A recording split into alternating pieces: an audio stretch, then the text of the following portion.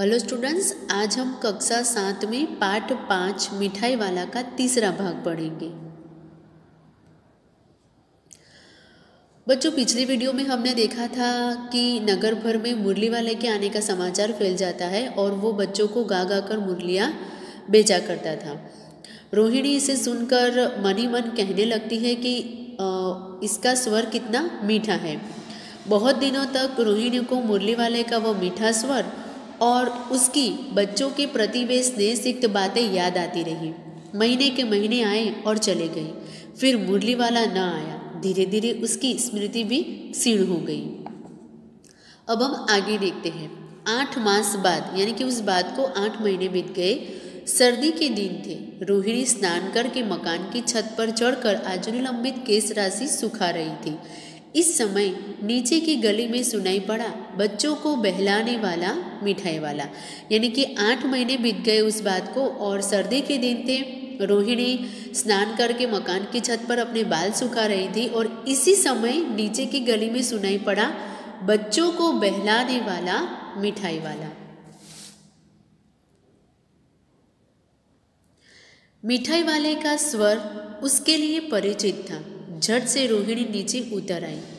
उस समय उसके पति मकान में नहीं थे। हाँ, उनकी वृद्धा दादी थी। रोहिणी उनके निकट आकर बोली, दादी, चुन्नू मुन्नू के लिए मिठाई लेनी है।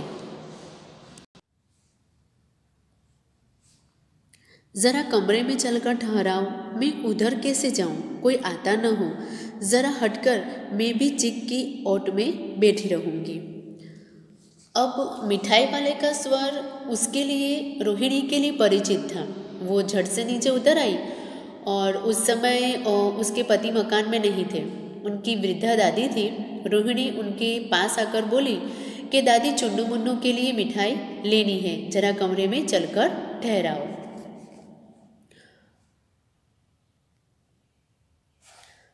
दादी उठकर कमरे में आकर बोली, ए मिठाई वाले, इधर आना। मिठाई वाला निकट आ गया। बोला, कितनी मिठाई दूँ माँ? ये नए तरह की मिठाइयाँ हैं, रंग बिरंगी, कुछ कुछ खट्टी, कुछ कुछ मीठी, जायकेदार, बड़ी देर तक मुंह में टिकती है, जल्दी नहीं खुलती। बच्चे बड़े चाव से चूसते हैं। इन गुणों के सिवा ये खांसी भी दूर करती है। कितनी दूँ? चपटी, गोल, पहलदार गोलियाँ हैं। पैसे की 16 देता हूँ। अब दादी उठकर कमरे में आकर बोली कि मिठाई वाले को वो बुलाती है और मिठाई वाला पास आता है और बोलता है कि कितनी मिठाई दूँ। और वो मिठाई के बारे में बताता है कि ये नए तरह की मिठाइयाँ हैं, रंग बिरंगी है, कुछ खट्टी, कुछ मीठी, जायकेदार है, बड़ी देर तक मुंह में टिकती रहती है, बच्चे इसे चाव से चूसते हैं। और बोलता है कि पैसे की 16 देता हूँ। दादी बोली, 16 तो बहुत कम होती है, भला 25 तो देते। मिठाई वाला कहता है, नहीं दादी, अधिक नहीं दे सकता, इतना भी देता हूँ। यह अब मैं तुम्हें क्या, खैर, मैं अधिक न दे सकूँगा। दादी बोली कि 16 तो बहुत कम है, यानी कि भला 25 तो दे दो। तो मिठाई वाला बोलता है कि नहीं दादी, मैं इससे अधिक नहीं दे सकता। रोहिणी दादी के पास ही थी। बोली, दादी, फिर भी काफ़ी सस्ता दे रहा है, 4 पैसे की ले लो। यह पैसे रहे। मिठाई वाला मिठाइयाँ गिनने लगा। तो 4 की दे दो। अच्छा, 25 नहीं सही, 20 ही दो। अरे हाँ, मैं बूढ़ी हुई, मोल भाव अब मुझे ज़्यादा करना आता भी नहीं। कहते हुए दादी के पोपले मुंह से जरा सी मुस्कुराहट फूट निकली। रोहिणी कहती है कि दादी, फिर भी काफ़ी सस्ता दे रहा है, इसलिए आप 4 पैसे की ले लो। मिठाई वाला मिठाइयाँ गिनने लगता है और दादी कहती है कि मैं बूढ़ी हो चुकी हूँ, इसलिए मोल भाव अब मुझसे ज़्यादा करना आता भी नहीं है। रोहिणी ने दादी से कहा, दादी, इससे पूछो, तुम इस शहर में और कभी भी आए थे या पहली बार आए हो? यहाँ के निवासी तो तुम हो नहीं। दादी ने इस कथन को दोहराने की चेष्टा की ही थी कि मिठाई वाले ने उत्तर दिया, पहली बार नहीं और भी कई बार आ चुका हूँ। अब रोहिणी दादी से कहती है कि दादी इससे पूछो कि इस शहर में और कभी भी आए थे या पहली बार आए हो, और निवासी तो वो यहाँ के लगते ही नहीं। तो मिठाई वाले ने उत्तर दिया, पहली बार नहीं और भी कई बार मैं आ चुका हूँ। रोहिणी चीख की आड़ ही से बोली, पहले यही मिठाई बेचते हुए आए थे या और कोई चीज़ लेकर? मिठाई वाला हर्ष, संशय और विस्मय आदि भावों में डूबकर बोला, इससे पहले मुरली लेकर आया था और उससे भी पहले खिलौने लेकर। रोहिणी का अनुमान ठीक निकला। अब तो वह उससे और भी कुछ बातें पूछने के लिए अस्थिर हो उठी। वो बोली, इन व्यवसायों में भला तुम्हें क्या मिलता होगा? अब रोहिणी के पूछने पर मिठाई वाला कहता है कि इससे पहले मैं मुरली लेकर आया था और उससे भी पहले खिलौने लेकर। अब रोहिणी का अनुमान ठीक निकला और वो उससे और भी कुछ बातें पूछने के लिए अस्थिर हो उठी। वो बोली, इन व्यवसाय में भला तुम्हें क्या मिलता होगा? वो बोला, मिलता भला क्या है, यही खाने भर को मिल जाता है, कभी नहीं भी मिलता है, पर हाँ संतोष, धीरज और कभी कभी असीम सुख जरूर मिलता है, और यही मैं चाहता भी हूँ। सो कैसे, वह भी बताओ। अब व्यर्थ उन बातों की क्यों चर्चा करूँ, उन्हें आप जाने ही दें, उन बातों को सुनकर आपको दुखी होगा।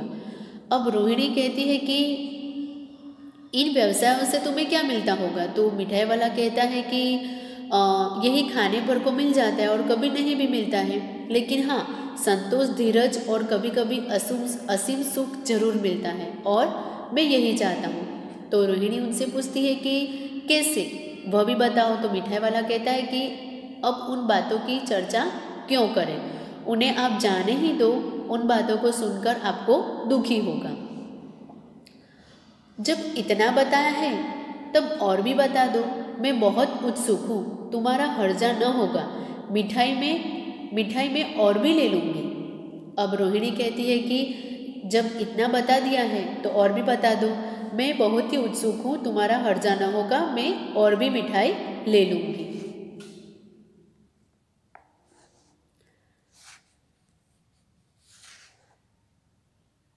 अतिशय गंभीरता के साथ मिठाई वाले ने कहा, मैं भी अपने नगर का एक प्रतिष्ठित आदमी था।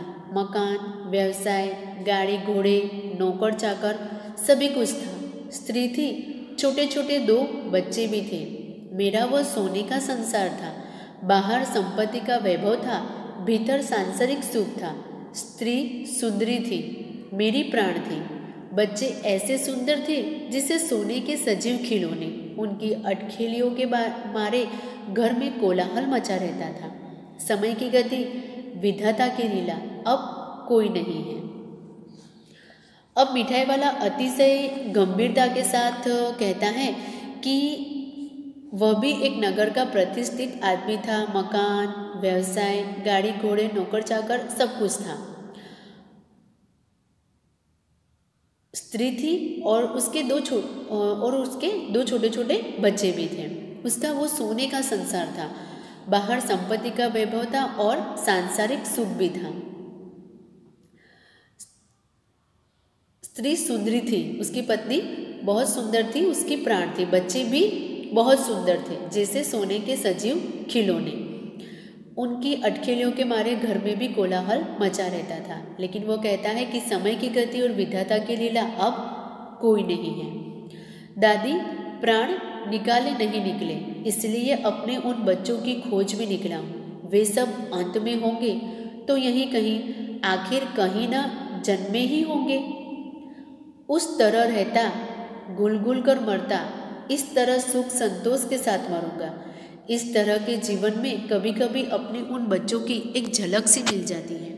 ऐसा जान पड़ता है जैसे वे इन्हीं में उछल उछल कर हंस खेल रहे हैं।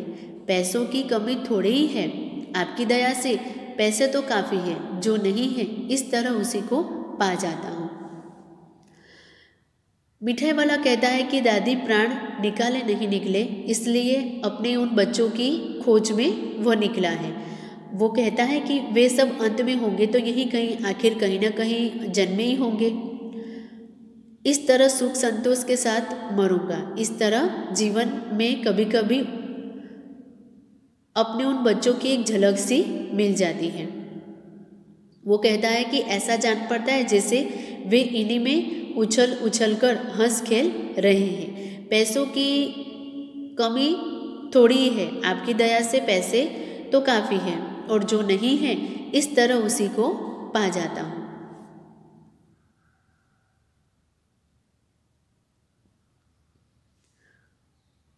रोहिणी ने अब मिठाई वाले की ओर देखा। उसकी आंखें आंसुओं से तर है। इसी समय चुन्नू मुन्नू आ गए। रोहिणी से लिपटकर उसका आंचल पकड़कर बोले, अम्मा मिठाई मुझसे लो। यह कहकर तत्काल कागज की 2 पुड़ियाँ मिठाइयों से भरी मिठाई वाले ने चुन्नू मुन्नू को दे दी। रोहिणी ने भीतर से पैसे फेंक दिए। मिठाई वाले ने पेटी उठाई और कहा, अब इस बार ये पैसे न लूँगा। दादी बोली, अरे अरे न न, अपने पैसे लिए जा भाई। तब तक आगे फिर सुनाई पड़ा उसी प्रकार मादक मृदुल स्वर में बच्चों को बहलाने वाला मिठाई वाला। रोहिणी ने अब मिठाई वाले की ओर देखा तो उसकी आंखें आंसुओं से तर थी। इस समय चुन्नू मुन्नू वहाँ आ जाते हैं और वो रोहिणी से कहते हैं कि अम्मा मिठाई। तो मिठाई वाला कहता है कि मुझसे ले लो। उसने कागज़ की 2 पुड़ियाँ बनाई और चुन्नू मुन्नू को दे दी। रोहिणी ने भीतर से पैसे मिठाई वाले को दिए। मिठाई वाले ने पेटी उठाई और कहा कि अब इस बार ये पैसे न लूँगा। लेकिन दादी कहती है कि न भाई, अपने पैसे लेकर जाओ। तब तक आगे फिर सुनाई पड़ा उसी प्रकार मादक और मृदुल स्वर में बच्चों को बहलाने वाला मिठाई वाला। तो बच्चों, आज हमने जो पाठ था हमारा मिठाई वाला वो हमने देखा। बच्चों, आप ये पाठ यहीं पर ही ख़त्म होता है।